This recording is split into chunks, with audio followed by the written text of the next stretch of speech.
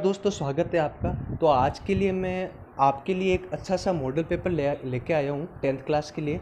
इस model paper में जो क्वेश्चन है वो एग्ज़ाम के पॉइंट ऑफ व्यू से बहुत अच्छे हैं। मतलब इस साल जैसा एग्ज़ाम का पैटर्न होने वाला है ना क्वेश्चन का, उसी के हिसाब से मैंने इसमें क्वेश्चन ऐड करे। जैसे पहला क्वेश्चन क्या है, सूत्र एकाधिकन पूर्वण से 85 का वर्ग ज्ञात करना है। अब देखिए, क्वेश्चन आपके वर्ग का तो 100% आएगा, लेकिन ऐसा ज़रूरी नहीं है कि कुछ पर्टिकुलर विधि का नाम आए। बस क्वेश्चन आएगा, आप चाहे तो एकाधिकन से करिए, निखिलम से करिए, जैसी विधि आपको आती है वैसे करनी है, लेकिन वैदिक गणित से करनी है। ठीक है ना। पहला क्वेश्चन और दूसरा क्वेश्चन दोनों एक एक नंबर का आता है और वैदिक का ही आता है। अब देखिए दूसरा क्वेश्चन क्या है। ये जो क्वेश्चन है वो आपके समीकरण वाला है। ठीक है, 1.2 के आगे जो एग्जाम्पल दिए हुए ना उसमें से आया हुआ है। तो ये पिछले साल जो क्वेश्चन आया था वो आया था सूत्र परावर्त्य में से। ठीक है, तो इस साल ये क्वेश्चन आया है सूत्र शून्य साम्य समुच्चय में से।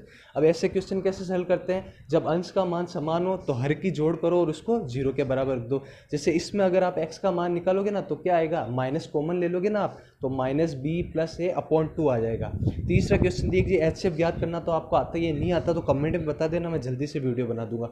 चौथा क्वेश्चन बिल्कुल ईजी है। देखिए ऊपर दे रखा है tan, नीचे दे रखा है cot। आपको क्या करना है, दोनों में से किसी एक वैल्यू को 90 में से घटाइए। जैसे tan को 90 में से घटाएंगे क्या बन जाएगा, cot। वो tan 90 माइनस 49 करोगे तो ऊपर क्या बनेगा, cot 41। दोनों कट जाएगा और एक आंसर आएगा।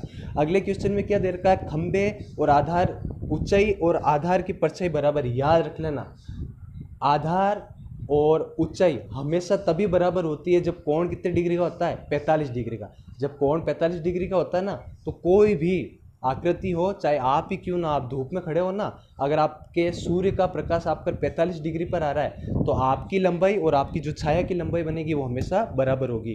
देखिए 3 असरेखीय बिंदु से अधिकतम कितने वृत्त खींचे जा सकते हैं, तो एक ही वृत्त खींचा जा सकता है। ठीक है, ये जब मैं लोकस पढ़ाऊंगा या 12वीं प्रश्नावली का ये क्वेश्चन मैं करवा दूंगा। एक पास से के फेंकने पर अभाज्य संख्या आने की प्रायिकता। अब एक पासा फेंको, अभाज्य संख्या किसे कहते हैं, ऐसी संख्या जिनमें स्वयं के अतिरिक्त अन्य किसी संख्या का भाग नहीं जाता, या फिर जिसके कितने गुणज बनते हैं, 2 गुणज। ऐसी कौन सी संख्या होती है, जैसे 2 में 1 का भी भाग जाता है और 2 का भी, 3 में 1 का भी भाग जाता है और 3 का भी। 4 अभाज्य संख्या नहीं होती, क्योंकि देखो 4 के 3 गुणज बनते हैं। ठीक है, 1 का भी भाग जाता है, 2 का भी भाग जाता है और 4 का, तो 4 अभाज्य संख्या नहीं। तो 1 से 6 के बीच में अभाज्य संख्या कौन सी होती है, 2, 3 और 5। एक ना तो भाज्य होती है ना अभाज्य होती है, क्योंकि उसका एक ही गुणज होता है। तो इसका आंसर आएगा 3/6, अनुकूल परिणाम बटा कुल परिणाम। तो कुल परिणाम तो 6, एक पास से फेंकने पर कुल परिणाम 6। और इसने हमसे क्या पूछा है कि अभाज्य संख्या, तो 6 संख्याओं में अभाज्य संख्या कितनी है, 3। तो 3/6, दोनों को 3 से काटोगे 1/2। टैक्सी का किराया, ये क्वेश्चन आपके समांतर श्रेणी का है, लेकिन रोड सेफ्टी से बन के आया है। रोड सेफ्टी से आपके आता है 4 नंबर का क्वेश्चन। ठीक है, तो रोड सेफ्टी का आता है, या फिर आपके आता है त्रिकोणमिति से। ऐसे कैमरे वाला के एक ऊर्ध्वाधर खंभा है, उसके ऊपर कैमरा लगा है, वो उसकी दूरदृष्टि है 14 मीटर, और आधार के पाद से वो दूरदृष्टि की छाया तक की दूरी इतनी है, तो आपको कोण ज्ञात करना है, ऐसा कुछ क्वेश्चन देता है। ठीक है, देखिए 11वां क्वेश्चन क्या है, वर्गमूल का, जो इस साल आपके हट गया है। 11वां क्वेश्चन इस साल भी पहली प्रश्नावली से आएगा, लेकिन ऐसा आएगा, या फिर तो निखिलम से घन ज्ञात कीजिए, या फिर निखिलम से भाग दीजिए, या ध्वजांक से भाग कीजिए। ये आएगा, वर्गमूल वाला आपको नहीं करना है। ठीक है, 12वां क्वेश्चन इंपॉर्टेंट है, कर सकते हो आप। एचसीएफ निकालना है, कॉमन संख्या निकाल के सबका भाग देना है, फिर सबको आपको ऐड करना है। घनाभ का देखो बिल्कुल आसान है। घनाभ के विकर्ण ज्ञात करने की क्या होता है सूत्र, अंडर रूट में लंबाई का स्क्वायर प्लस चौड़ाई का स्क्वायर प्लस ऊंचाई का स्क्वायर। आप करोगे, ये क्वेश्चन है आपके 16.1 के अंदर ही है, आपको मिल जाएगा।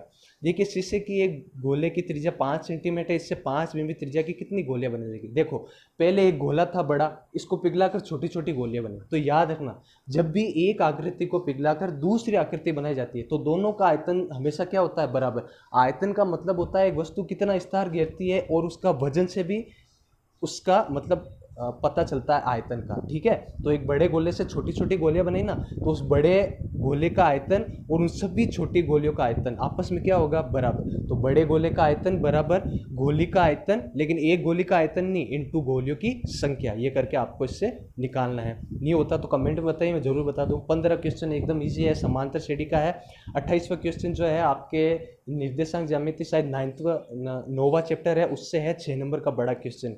और ये क्या रचित कीजिए, त्रिभुज की दो भुजाओं के वर्गों का योग, तीसरी भुजा के मध्य बिंदु को मिलाने वाली मध्यिका के वर्ग एवं तीसरी भुजा के आधे के वर्ग के योग के दुगुने के बराबर। ये आपके एग्जाम्पल है सिमिलरिटी, 11वीं प्रश्नावली, त्रिभुज की समरूपता, उसके जितने भी प्रमेय हैं मैं सारे प्रमेय आपको करवा दूंगा, ठीक है। तो घबराने की जरूरत नहीं है, आता है तो ठीक, नहीं आता है तो मैं सारे करवा दूंगा। इसका आगे देखिए 16 क्वेश्चन तो ईजी है, 17 क्वेश्चन समांतर श्रेणी का ईजी है। नहीं आता तो आप मुझे बिल्कुल बताइए, मैं सारे क्वेश्चन सोल्व करके पीडीएफ में डाल दूंगा, क्योंकि सारे क्वेश्चन करके वीडियो डालना पॉसिबल नहीं है, वीडियो बहुत ज़्यादा लंबा बन जाएगा, 1-2 घंटे का। लेकिन कुछ एक क्वेश्चन अगर आपको नहीं आते, 5-10 क्वेश्चन, तो आप जरूर मेरे को शेयर कर दीजिए, जो भारी भारी क्वेश्चन मैं आपको करवा दूंगा। 1900 क्वेश्चन, 20वां क्वेश्चन, अब 21वां क्वेश्चन देखिए, इसमें बिल्कुल ईजी है। देखिए मैं थोड़ा आपको समझा देता हूँ इसमें। जैसे 21वां क्वेश्चन क्या है, देखिए ये आपके वृत्त है, ये वृत्त का वृत्तखंड है, सी डी क्या है, वृत्त का वृत्तखंड। इसी वृत्तखंड से तो पहले ये कोण बनाया, कौन सा, सी डी और ए, है ना। पहले कौन सा कोण बनाया, सी डी ए, और इस कोण का मान कितना है, 30। फिर इसी वृत्तखंड से एक और कोण बनाया, सी बी डी। तो आपके 12वीं प्रश्नावली का एक नियम होता है, एक ही वृत्तखंड से बने सभी कोण क्या होते हैं, बराबर। तो जितना कोण है उतना कितना हो जाएगा, कोण बी। तो ये 30 है तो ये भी कितना हो जाएगा, 30। फिर आपको ये वाला त्रिभुज ले लेना है, सी, कौन सा नाम है त्रिभुज का, नाम क्या है इसका, 1 मिनट रुकिए आप, डी बी सी ए ले लीजिए। त्रिभुज के तीनों कोणों का योग कितना होता है, 180, ये 40, ये भी 30 आ जाएगा। और इसको आप क्या लिखोगे, 80 प्लस एक्स, ठीक है। तो एक्स का मान हमें निकालना है, एक्स का मान लेफ्ट हैंड साइड में रख लेना, बाकी सबको ऐड करके 180 में से घटा देना, आपका आंसर आ जाएगा। ये देखिए मैंने बता ही दिया, ये तो बिल्कुल इजी है। 22वां क्वेश्चन, आपको अंतर्गत वृत्त की रचना करनी है, ठीक है। अंतर्गत वृत्त की रचना करते हैं तब क्या करते हैं, कोण का संधिभाजन। और परिगत वृत्त की रचना करते हैं तब किसका संधिभाजन करते हो आप, है ना, भुजाओं का संधिभाजन, ठीक है। तो ये बन जाएगा, नहीं होता तो ये रचना वाली प्रश्नावली तो मैं करवाने वाला हूँ, वो सारी प्रश्नावली मैं करूंगा जिससे एक कमजोर बच्चा पढ़ के आराम से पास हो जाए, है ना। तो घबराओ मत और चैनल पे बने रहो, और जो जो चैप्टर आपको चाहिए वो मेरे को बता देना। 24वां क्वेश्चन ईजी है, आपको एग्जाम्पल में मिल जाएगा, कुछ नहीं करना है, एकदम ईजी क्वेश्चन है। आप प्रायिकता का क्वेश्चन तो आप कर ही सकते हो। देखो लाल रंग का गुलाम कितना होता है, लाल रंग के 2 गुलाम होते हैं, ईंट भी लाल रंग की होती है, और जो पत्ते का पान होता है ना, लाल पत्ता, वो भी लाल रंग का होता है। दोनों के लाल लाल रंग के गुलाम 2 हो गए, तो 2/52। पान का इक्का कितना होता है, तो भाई पान का इक्का तो आपके 1 ही होता है ना, 1/52।